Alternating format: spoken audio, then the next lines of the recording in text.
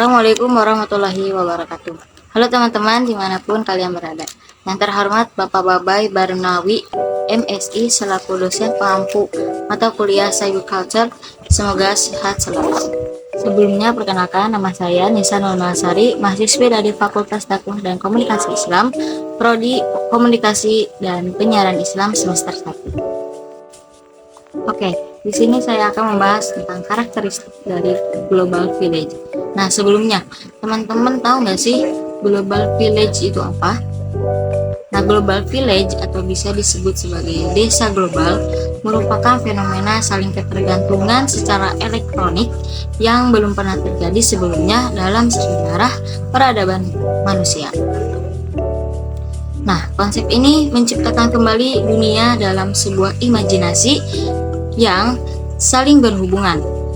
Istilah ini dicetuskan oleh ilmuwan asal Kanada, ilmuwan komunikasi dan kritikus yang bernama Herbert Marcel McLuhan pada tahun 1962 dalam bukunya yang berjudul Jitterbug Galaxy. Nah, kita masuk pada pembahasan lebih lanjut terkait karakteristik dari Global Village. Karakteristik yang pertama yaitu ketergantungan elektronik. Ketergantungan manusia terhadap teknologi aplikasi digital seringkali menjadi candu yang menenggelamkan kehidupan sehari-hari. Kondisi kecanduan ini diawali dari kebiasaan menggunakan atau mengakses suatu produk yang bermulai dari media sosial hingga belanja online. Kemudian apa sih contohnya?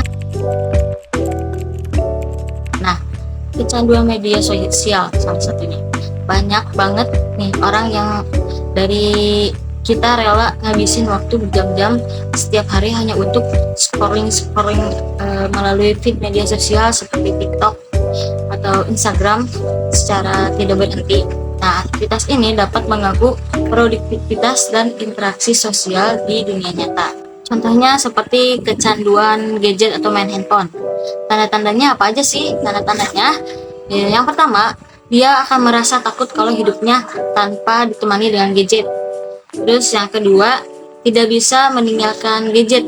Jadi apa-apa tuh harus bawa gadget. Kayak misalkan waktunya makan dia bawa gadget, waktunya dia BAB dia bawa gadget, ya seperti itu ya. Terus lebih banyak berinteraksi dengan gadget dibanding lingkungan sekitar. Nah, dia lebih suka menghabiskan waktu dengan memainkan handphone dibanding dia berinteraksi dengan teman-temannya di luar sana. Kemudian memeriksa unggahan status hingga tengah malam. Nah, kemudian ini juga akan berdampak pada kesehatan kita.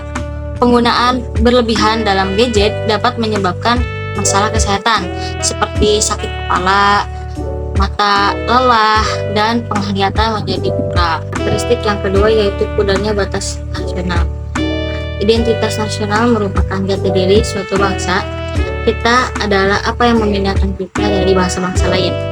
Di Indonesia, kita memiliki beragam kebudayaan yang mencakup berbagai suku, bahasa, ras, dan tradisi. Tapi saat ini kita menghadapi krisis identitas nasional, terutama di kalangan seperti kita, kalangan anak-anak remaja. Dampaknya begitu kuat sehingga mereka kehilangan identitas sebagai orang Indonesia. Contohnya apa sih? Yang pertama yaitu perilaku yang tidak sopan. Sekarang mulai beredar nih berita banyak banget remaja yang tidak menghormati orang yang lebih tua dan cenderung acuh terhadap lingkungan sekitarnya.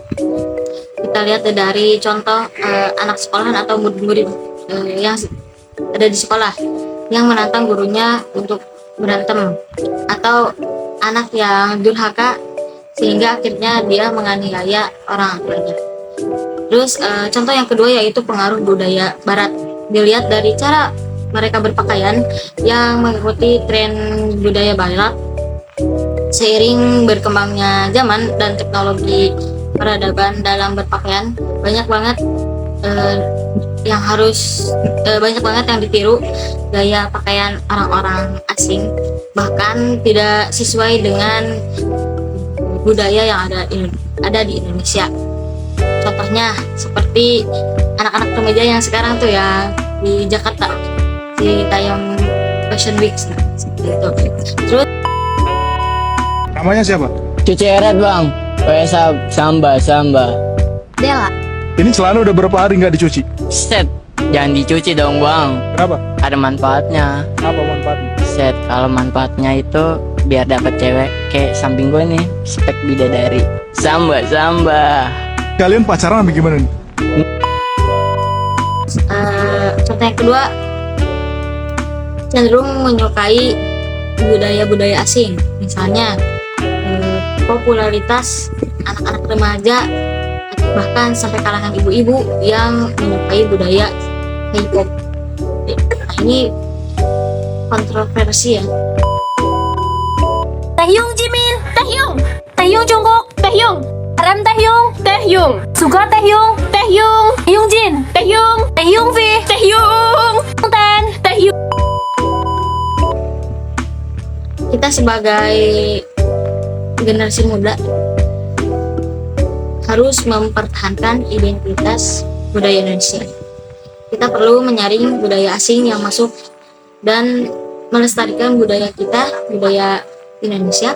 Bahkan sekarang jarang banget nih orang yang pakai batik, yang notabene batik adalah salah satu bentuk pelestarian budaya yang ada di Indonesia. Kita seharusnya menghargai keberagaman global sambil memilah dan memilih nilai-nilai yang positif untuk diterapkan di Indonesia. Karakteristik yang ketiga yaitu menghilangnya identitas dan budaya lokal. Ini hampir sama dengan hal yang sebelumnya ya teman-teman. Berkurangnya penggunaan bahasa daerah merupakan salah satu identitas budaya yang paling penting. Tapi bahasa daerah semakin ditinggalkan oleh masyarakat, terutama di kalangan generasi muda. Ini disebabkan oleh pengaruh bahasa asing seperti bahasa Inggris dan bahasa Indonesia, yang akhirnya pudar. Identitas dan budaya lokal merupakan ancaman bagi keanekaragaman budaya di dunia. Oleh karena itu, perlu dilakukan upaya untuk melestarikan identitas dan budaya lokal agar tidak hilang ditelan oleh zaman. Karakteristik yang keempat yaitu ekspansi modal dan migrasi internasional. Fenomena ini berkaitan erat dengan global village yang disebabkan oleh kemajuan teknologi komunikasi dan transportasi. Kemajuan teknologi komunikasi dan transportasi memudahkan perusahaan-perusahaan untuk melakukan ekspansi ke negara-negara lain. Perusahaan-perusahaan tersebut dapat mencari sumber daya alam, tenaga kerja, atau pasar yang lebih menguntungkan di negara lain. Migrasi internasional juga dapat terjadi karena adanya global village. Kemajuan teknologi komunikasi dan transportasi memudahkan orang-orang untuk memindahkan dari satu negara ke negara lain. Orang-orang dapat mencari pekerjaan, pendidikan, atau keluarga yang lebih baik di negara lain. Contoh dari karakteristik ini adalah perusahaan-perusahaan multinasional seperti Nike dan Apple merupakan ekspansi ke negara-negara berkembang di Asia dan Afrika. Hal ini dilakukan untuk mencari tenaga kerja yang murah dan sumber daya alam yang berlimpah. Ekspansi ini telah berdampak pada perekonomian dan budaya di negara-negara tersebut. Kemudian contoh yang kedua, orang-orang negara-negara berkembang seperti Indonesia dan Filipina berimigrasi ke negara-negara maju seperti Amerika Serikat dan Eropa. Hal ini dilakukan untuk mencari pekerjaan yang lebih baik dan kehidupan yang lebih layak. Migrasi ini telah berdampak pada demografi dan budaya di negara-negara maju. Nah, secara keseluruhan, ekspansi modal dan migrasi internasional adalah dua fenomena yang penting dalam global village. Kedua, fenomena tersebut telah berdampak pada berbagai aspek kehidupan di dunia, seperti perekonomian, budaya, dan demografi. Sekian pembahasan yang dapat saya sampaikan. Kurang dan lebihnya mohon dimaafkan. Wassalamualaikum warahmatullahi wabarakatuh.